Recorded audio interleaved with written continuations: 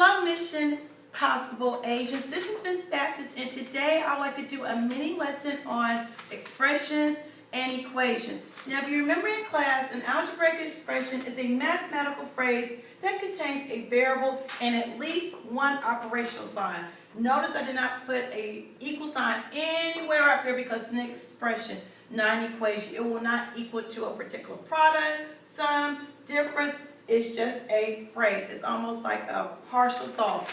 So some examples of phrases or some examples of algebraic expressions are x plus 5 or the sum of x plus 5, the product of 3 and x, 3x, the quotient of m divided by 3 written in fractional form, the product of 6y subtracted by 4.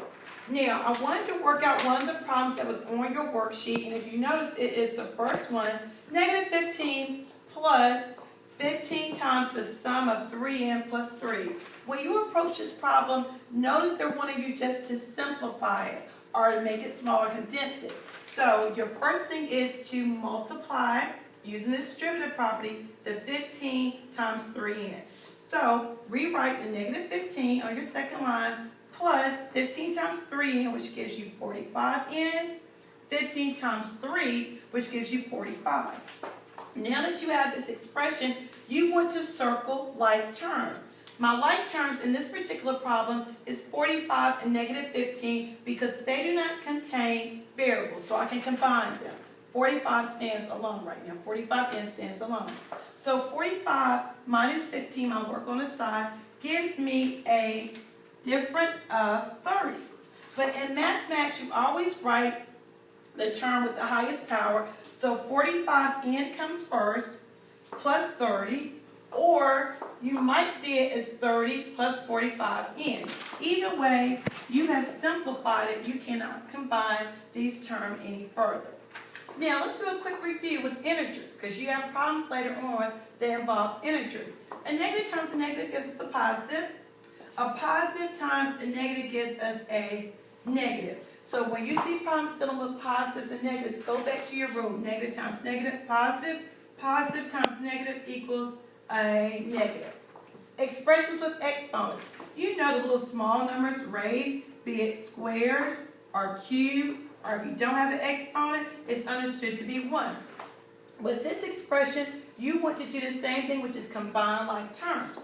So I'm going to use different shapes, squares and circles, to identify what are my pairs or what do I have in common. 5x has in common 9x because they both have the term x or the variable x. So I'm going to box them in to show they are a pair.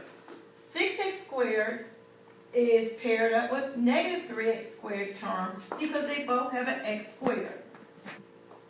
Notice 7x cubed did not have a circle or a square or anything associated with it because there are no other terms in the expression that has a cube, so I'm going to leave it alone. So now when I want to combine my terms and simplify it, I'm going to put it in descending order, which was the power, the greatest power comes first. So I'm going to write 7x cubed first, plus 3x squared, which came from subtracting 6x squared by 3x squared to give me a difference of 3x squared. And then 5x plus 9x gave me a sum of 14x. I am done because I can't combine any more of these like terms. Now, if you skip down to, flip over to the next page, you see the terms complement and supplement angles. When you see the word complement, you should think of 90 degrees, a right angle. So complementary angles, meaning 2 or more, tells you that when you add the sums of those 2 or more angles, it should give you a total of 90 degrees. If I had a 30-degree angle, the complement would be 60. If it was 60, the complement would be 30. When we move to supplementary angles, you should think of 180 degrees. If I have a 120-degree angle, an obtuse angle, the supplement of it would be 60 degrees because we're looking at adding those 2 or more angles to give us a total of 180 degrees. Now, I'm going to skip past the parallel line problem and go underneath it where it has suppose A is a complement of B, find the value of X, and the measurement of A and the measurement of B, if the measurement of A is 7x plus 4, I want you to cross that out, and I want you to substitute it with 3x plus 5. And where you see the measurement of B is 4x plus 9, cross that out, and I want you to put 2x. So again, 7x plus 4, don't use that, use 3x plus 5, and when you see 4x plus 9, excuse me agents, there's the bell. When you see 4x plus 9, cross that out and substitute it with 7x. Good, glad you got that. So now the problem tells us we have to find x and then to find the measurement angle A and the measurement angle B. Now notice they are complementary.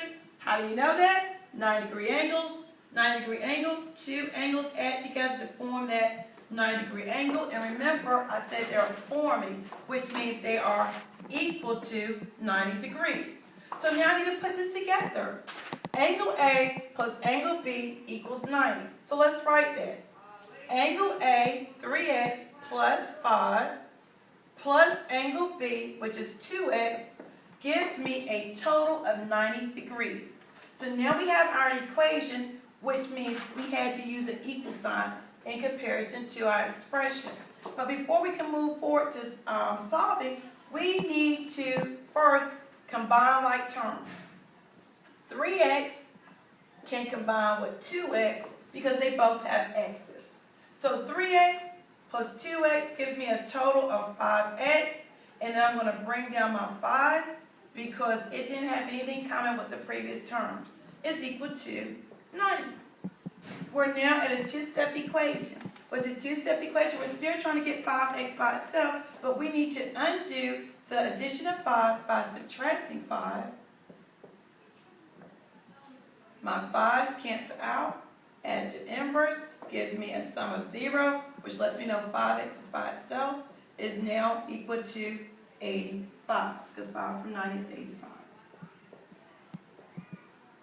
Now we have a one-step multiplication table, equation, 5x is equal to 85. The inverse of multiplying 5x is to divide, write it as a fraction.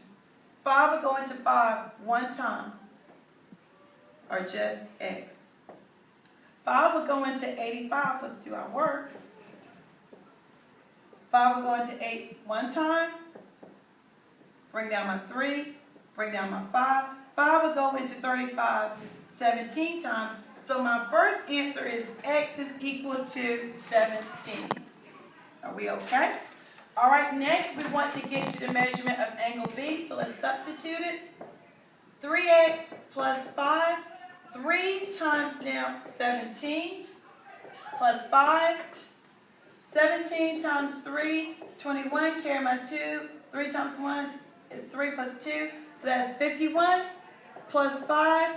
So we're now saying that angle A has a measurement of 56 degrees. Angle B has 2x. 2 times 17 is 34. When we add 34 degrees plus 56 degrees, we get a total of 9 degrees. I hope you've enjoyed this mini lesson. This video will self-destruct in 5, 4, 3, 2, 1.